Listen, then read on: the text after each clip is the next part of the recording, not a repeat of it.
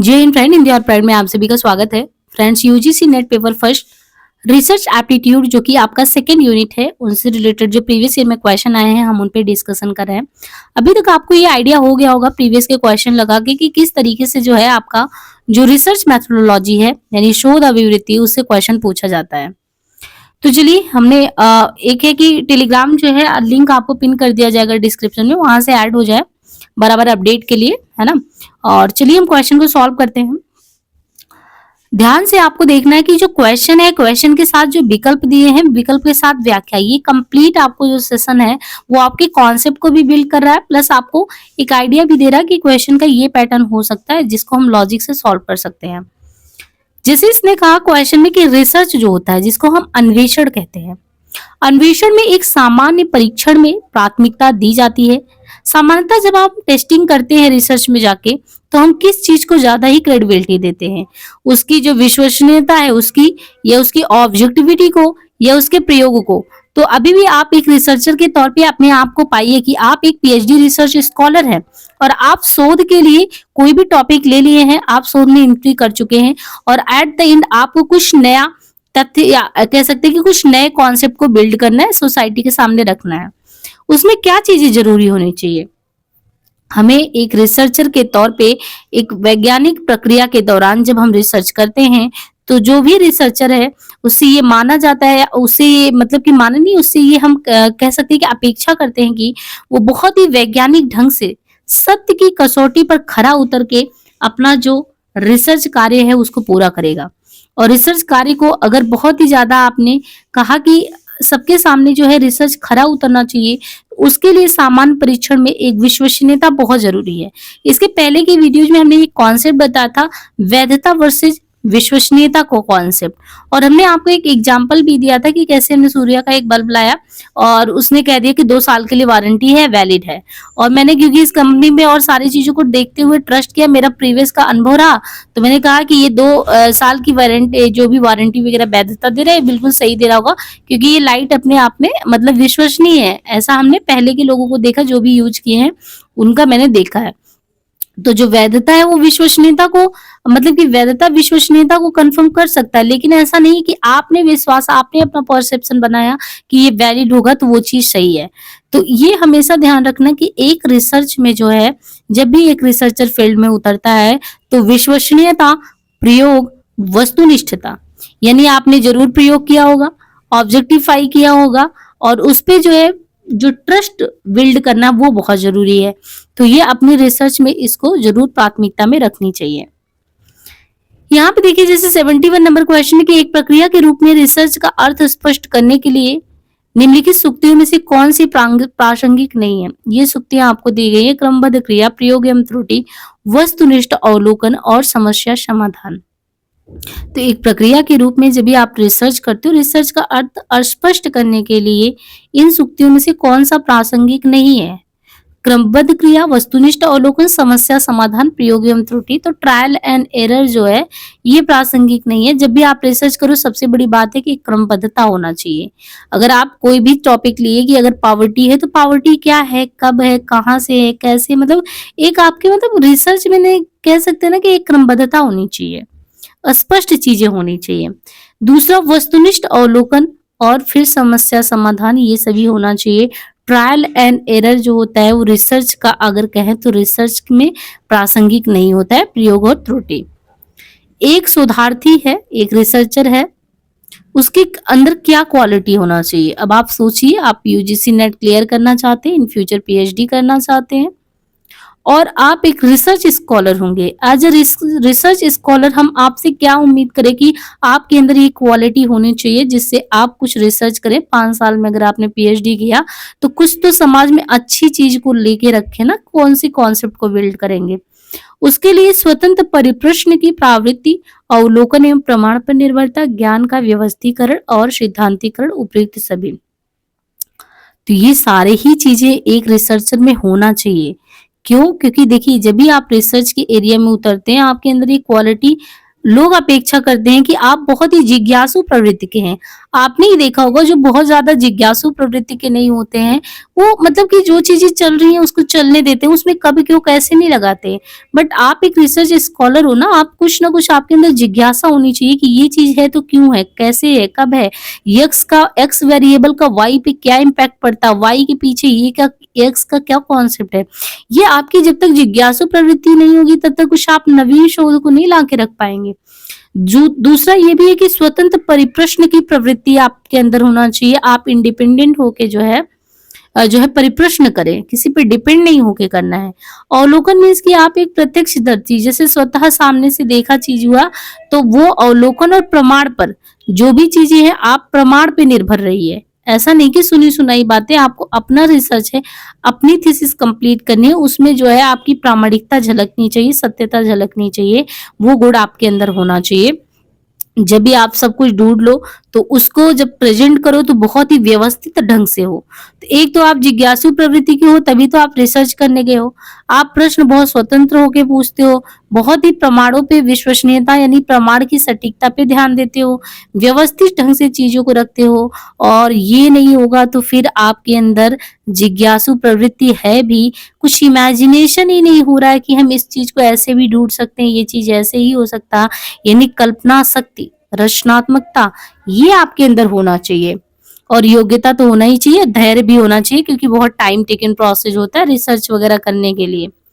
Research जो किया जाता है वो क्यों किया जाता है? नए ज्ञान को सृजित करने के लिए, सिद्धांत विकसित ना करने के लिए, बोल रहा सिद्धांत विकसित ना करने के लिए, शोध उपाधि प्राप्त करने के लिए, विद्यमान ज्ञान जो पहले से ही ज्ञान है उसकी पुनर्व्याख्या के लिए। तो आपने यहाँ पे सीधे सीधे ये आइडेंटिफाई करना है कि सिद्धांत विकसित ना करने के लिए, तो ये बिल्कुल ही गलत बोल रहा है, क्योंकि आपने देखा था थियरी वाला कॉन्सेप्ट किसमें था, है ना। सबसे ज्यादा हम लोगों ने थियरी वाला ही पढ़ा था कि कौन सा ऐसा शोध पद्धति है जिसमें हम थियरी बिल्ड करते हैं। अब कमेंट बॉक्स में आप पिन करेंगे, क्योंकि हमने आपको जो रिसर्च के टाइप है उनमें ये चीज पढ़ाए हैं। अगर आपने प्रीवियस वीडियोज को बहुत ध्यान से किया होगा तो आप तुरंत पकड़ लेंगे कि ये जो है पंक्ति क्यों गलत है। सिद्धांत विकसित ना करना कह रहा है, एक पूरा का पूरा रिसर्च इसी पे वेस्ट हो जाता है। सिद्धांत विकसित ना करना कैसे बोल दिया, थियरी तो चाहिए ही ना। तो ये नए ज्ञान के विकास को सृजित तो करता ही है, शोध उपाधि तो देगा ही भाई, आगे डॉक्टर लगेगा कि नहीं लगेगा, और विद्यमान ज्ञान की पुनर्व्याख्या भी कराएगा। तो एक रिसर्च में रिसर्चर जो है वो नवीन तथ्यों की खोज तो करता ही करता है, नवीन सत्यों को प्रतिपादित भी करता है, और रिसर्च कार्य के दौरान जो प्राचीन प्रत्यय तथा तथ्य हैं उनको नया अर्थ देता है, न्यू इंटरप्रिटेशन करता है। ऐसी परिस्थितियों की जानकारी की जाती है जिनमें विशिष्ट तथ्य क्रियाशील हों, अन्य क्रियाशील नहीं होते, जबकि वे तथ्य समान प्रतीत होते हैं। असत्य कथन की पहचान, गलत कौन सा कथन है वो पहचानना है। आगे और अन्वेषण किए जाने के लिए प्रारंभिक रूप से सीमित लक्ष्य के आधार पर परिकल्पना की जाती है। परिकल्पना सत्य की किसी मान्यता के बिना तर्क का आधार होती है। परिकल्पना किसी घटना का प्रस्तावित स्पष्टीकरण है। वैज्ञानिक परिकल्पना एक वैज्ञानिक सिद्धांत है। अब यहाँ पे देखिए जो हाइपोथेसिस है, हाइपोथेसिस यानी परिकल्पना, परिकल्पना शब्द का शाब्दिक अर्थ है पूर्व चिंतन। जब भी आए कि हाइपोथेसिस का मतलब क्या है, लोग कहते हैं हाइपोथेसिस, हाइपोथेसिस ये क्या है, परिकल्पना। परिकल्पना का मतलब है कि पूर्व चिंतन। परिकल्पना के बिना या परिकल्पना के अभाव में वैज्ञानिक अध्ययन तो हो ही नहीं सकता। पूर्व चिंतन के बिना आप कौन सा अध्ययन कर रहे हो। परिकल्पना की अनुपस्थिति यानी हाइपोथेसिस जो है उसकी अनुपस्थिति में वैज्ञानिक अध्ययन उद्देश्यहीन हो जाता है, उसका पता ही नहीं चलता। लुंडबर्ग जो है, ये जीएल लुंडबर्ग 1957 और यंग पीवी यंग 1966 में इन्होंने अस्थायी परिकल्पना फॉर्मुलेटिंग ए मार्किंग हाइपोथेसिस को वैज्ञानिक विधि का एक आवश्यक पद माना है। आगे और अन्वेषण किए जाने के लिए प्रारंभिक रूप से सीमित साक्ष्य के आधार पर परिकल्पना की जाती है। परिकल्पना सत्य की किसी मान्यता के बिना तर्क का आधार होती है। परिकल्पना किसी घटना का प्रस्तावित स्पष्टीकरण भी होता है। किसी भी शोध पत्रिका यानी कोई भी शोध पत्रिका उसकी गुणवत्ता का निम्नलिखित में से कौन सा सूचक है, तो एच इंडेक्स जो है उसका सूचक होता है। ये क्वेश्चन आपको थोड़ा अलग लगेगा कि कोई भी जो शोध पत्रिका है तो शोध पत्रिका की हम गुणवत्ता का मानक कैसे तय करते हैं, तो उसके प्रभाव गुणक पे, इम्पैक्ट फैक्टर पर। एच इंडेक्स किसी भी प्रकाशित कार्य की उत्पादकता एवं प्रभाव दोनों को मापता है। क्या? जो एच इंडेक्स है वो किसी भी प्रकाशित कार्य की उत्पादकता और प्रभाव दोनों को मापता है। जी, यहाँ पे देखिए एच क्या मापता है? इंडेक्स किसी भी जो भी प्रकाशित कार्य है उसकी उत्पादकता और प्रभाव दोनों को मापता है। और जो जी इंडेक्स है, जी इंडेक्स का संबंध पब्लिकेशन रिकॉर्ड की वैज्ञानिक उत्पादकता से है। तो एच आपको पता चल गया कि एच जो है उत्पादकता एवं प्रभाव को मापता है। जी इंडेक्स जो है वो पब्लिकेशन रिकॉर्ड की वैज्ञानिक उत्पादकता से संबंधित है, जबकि 110 इंडेक्स शैक्षणिक प्रकाशनों की संख्याओं को इंगित करता है। जब सामाजिक शोध की योजना बनाई जाए तो बेहतर क्या होगा? यानी जब भी सामाजिक शोध की योजना बनाई जाए तो बेहतर इनमें से क्या होगा? खुले दिमाग से विषय के बारे में सोचना, उसमें पूरी तरह डूबने से पहले मार्गदर्शी अध्ययन करना, विषय से जुड़े साहित्य से परिचित होना, सैद्धांतिकता को भूलना चाहिए क्योंकि यह एक व्यवहारिक व्याख्या है। तो जब सामाजिक शोध की योजना बनाई जाए तो बेहतर इनमें क्या होगा? विषय से जुड़े साहित्य से परिचित होना। कोई भी विषय है उस विषय से जुड़े साहित्य से परिचित होना। जब सामाजिक शोध की योजना बनाई जाए तो बेहतर होगा कि आप विषय से जुड़े साहित्य से परिचित हो। सामाजिक अनुसंधान का बीजारोपण वहीं से होता है जहां वो अपनी व्याख्या के संबंध में संदेह प्रकट करना शुरू करता है। अनुसंधान की जो विधियां प्राकृतिक विज्ञानों में सफल हुई हैं, उन्हीं के प्रयोग द्वारा सामाजिक घटनाओं की समझ उत्पन्न करना, घटनाओं में कायरता स्थापित करना और वैज्ञानिक तटस्थता बनाए रखना सामाजिक अनुसंधान का मुख्य लक्षण है। ऐसी व्याख्या नहीं प्रस्तुत करनी है जो केवल रिसर्चर को संतुष्ट करे, यही चीज नहीं करनी है, बल्कि ऐसी व्याख्या प्रस्तुत करनी होती है जो आलोचनात्मक दृष्टि वालों या विरोधियों का संदेह दूर करे। इसके लिए निरीक्षण को व्यवस्थित करना, तथ्य संकलन और तथ्य निर्वचन के लिए विशिष्ट उपकरणों का प्रयोग करना और प्रयोग में आने वाले जो वेरिएबल है उनको भी स्पष्ट करना चाहिए। In the list of statement given below, which of the theme after a suitable definition of research, give your answer by selecting from the code। अब यहाँ पे आपको देखिए कि निम्नलिखित सूची में से बताया गया है कि कौन सा कथन शोध की उपयुक्त परिभाषा देता है। कौन सा देता है? रिसर्च मीन्स रिपीटेड रिसर्च, यानी शोध का अभिप्राय क्या है? बार बार खोज करना। शोध यानी research is basically an answer to a question, शोध मूलतः किसी प्रश्न का उत्तर देना होता है। शोध किसी समस्या का प्रामाणिक समाधान प्रदान करता है। शोध किसी व्यक्ति की परिकल्पना को सिद्ध करने का प्रयास करता है। शोध अर्थ निरूपण करने वाली एक प्रक्रिया है। शोध का अर्थ किसी निश्चित समग्र से प्रतिदर्श का चयन करना होता है। तो क्या होता है रिसर्च इसमें? देखिए अनुसंधान जो है, अनुसंधान किसी अर्थपूर्ण व मौलिक समस्या का समाधान खोजने का एक ऐसा व्यवस्थित, वस्तुनिष्ठ, सौउद्देश्य, तर्कसंगत तथा इंद्रियानुभविक प्रयास है। यानी रिसर्च जो है किसी भी अर्थपूर्ण व मौलिक समस्या का समाधान खोजने का एक ऐसा व्यवस्थित, वस्तुनिष्ठ, सौउद्देश्य, तर्कसंगत तथा इंद्रिय अनुभविक प्रयास है जिसमें वैज्ञानिक विधि का प्रयोग किया जाता है। तो निम्नांकित कथन शोध की उपयुक्त परिभाषा देता है। शोध मूलतः किसी प्रश्न का उत्तर है। शोध किसी समस्या का प्रामाणिक समाधान देता है। शोध अर्थ निरूपण करने वाली एक प्रक्रिया है। किस प्रकार के रिसर्च में प्रतिभागी परिप्रेक्ष्य को प्रोत्साहित किया जाता है? कौन सा ऐसा which type of research encourages participants perspective? कौन सा ऐसा शोध है जिसमें प्रतिभागी परिप्रेक्ष्य को प्रोत्साहित किया जाता है? इथनोग्राफिक मेथड में, नृजाति में, हिस्टोरिकल रिसर्च में, एग्जिस्टिक रिसर्च व्यवसात्मक शोध में, या एक्सपेरिमेंटल रिसर्च प्रयोगात्मक में? तो ये देखिए नृजातीय अध्ययन के लिए वही चीज है। नृजातीय अध्ययन एक विशेष प्रकार का गुणात्मक शोध है। जो नृजातीय अध्ययन है वो एक विशेष प्रकार का गुणात्मक शोध है जिसके तहत विपक्षी समूह वर्ग या संस्कृति का विस्तारित अध्ययन किया जाता है। इसमें प्रतिभागी के परिप्रेक्ष्य को प्रोत्साहन प्रदान किया जाता है। इस प्रकार के अध्ययन में जो रिसर्चर है, शोधकर्ता स्वयं प्रतिभागी बनकर संपूर्ण संस्कृति को समझने एवं अवलोकन करने का प्रयास करता है। The foundation of all scientific research is, सभी वैज्ञानिक अनुसंधानों का आधार क्या है? Report writing, research design, formulation of hypothesis, defining concept.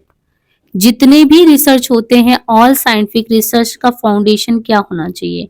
Report पहले लिखना है कि रिपोर्ट, या डिजाइन करना है रिसर्च का पहले, या फॉर्मुलेट करना है एक हाइपोथेसिस उपकल्पनाओं का, या डिफाइनिंग एक कॉन्सेप्ट संप्रत्ययों को परिभाषित करना है। इनमें से क्या होगा?